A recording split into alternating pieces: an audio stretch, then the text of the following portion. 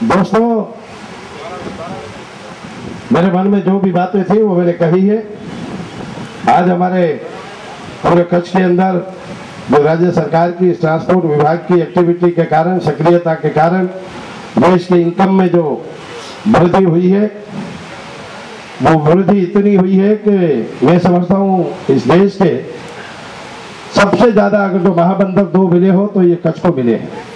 राज्य का 1600 किलोमीटर दरियाई पट्टी होने के कारण इसमें 400 किलोमीटर हम कच्छ को ये दरियाई पट्टी मिली है।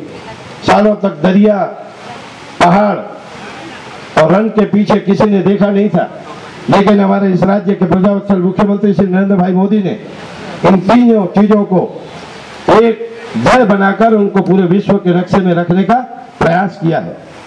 आज मुझे कहते हुए बहुत खुशी हो रही है कि आज कच्छ में आज से 20 साल पहले जब भी अकाल पड़ता था तो 5 साल में 1 साल अच्छा जाए, बाकी 4 साल तो हम अकाल में ही गुजार करते थे, तालाबों की मिट्टी खोदकर अपने जीवन का निर्वाह करते थे।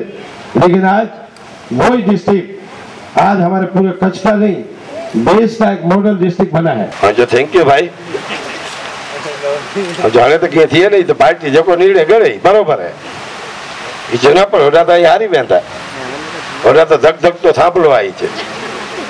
70,000 मुस्लिम मतदार, 30,000 दलित मतदार, कांग्रेस जो चालू एमएलए।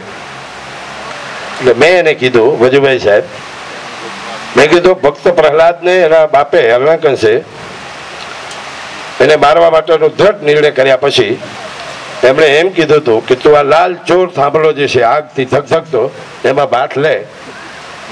એટલે આખી દુનિયાને એવું હતું કે હવે તો પ્રહલાદ બચે જ નહીં, એ મરી જ જવાનું છે, એનો નાશ થવાનો જ છે, હરણાકંસનું વિજય થવાનું છે।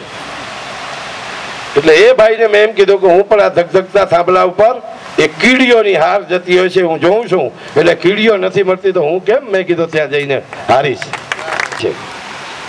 કારણ કે જાહેર જીવનમાં 30 વર્ષથી આજે આપણે પડ્યા છીએ।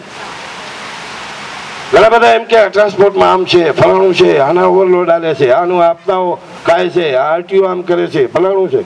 મિત્રો, અમે અગર જો આવા ખારા ધંધા કીધા હોય ને તો 30 વર્ષ સુધી અમારી ફિલ્મ હાલી ન હોય। એક ને એક જગ્યાએથી ફિલ્મ નથી હાલતી સાહેબ। હું એટલા માટે જાહેરમાં જે કહું છું, બધો એક પરિવાર બેઠો છે, મારો ટ્રાન્સપોર્ટ ઉદ્યોગનો બધો પરિવાર બેઠો છે, મારા પાર્ટીના વરિષ્ઠ રાજ્ય સરકારના મંત્રી બેઠા છે, કારણ કે મારા નામે ઘણી બધી ફિલ્મો હાલે છે અહીંયા। મિત્રો, આવનારા દિવસોની અંદર આપણું ભવિષ્ય ખૂબ ઉજળું છે। અહીંયા પૂર્ણ કક્ષાની આરટીઓ કચેરી માટે જયારે 2001માં ભૂકંપ આવ્યો ત્યારે નીમાબેને જેમ ઉલ્લેખ કર્યો તેમ અમિતભાઈ હતા ત્યારે પણ આપણે વાત કરી હતી, માગણી કરી હતી। અત્યારે પણ માનનીય મંત્રી શ્રી વજુભાઈ સાહેબને મારી હૃદયપૂર્વકની વિનંતી કે કચ્છ અમારું એક જ છે, પણ વહીવટી સરળતા ખાતર અહીંયા પૂર્ણ આરટીઓ કચેરી પૂર્વ કચ્છની મેઘ પર માં બને એવી આપ સૌને મારી હૃદયપૂર્વકની વિનંતી। મારે કોઈ વિશેષ જશ નથી લેવો, પણ રિયાલિટી ઇઝ ધ એક્સેપ્ટેડ। તો મને ખૂબ આનંદ થશે, કારણ કે સમગ્ર રાજ્યમાં વધુ આવક રડનારી કચેરી બનશે તો એ ગાંધીધામની બનશે, અંજારની બનશે। એટલે આપણે એ સુવિધાઓ માટે આગળ વધીએ એવી મારી વિનંતી। કોઈ ટેબલ ઉપર બેસીને એનું નિરાકરણ લાવીએ અને 10 વર્ષમાં સાહેબ છેલ્લે હોય।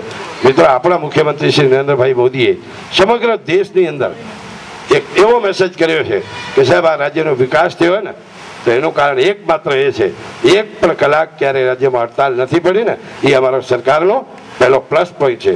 ધન્યવાદ।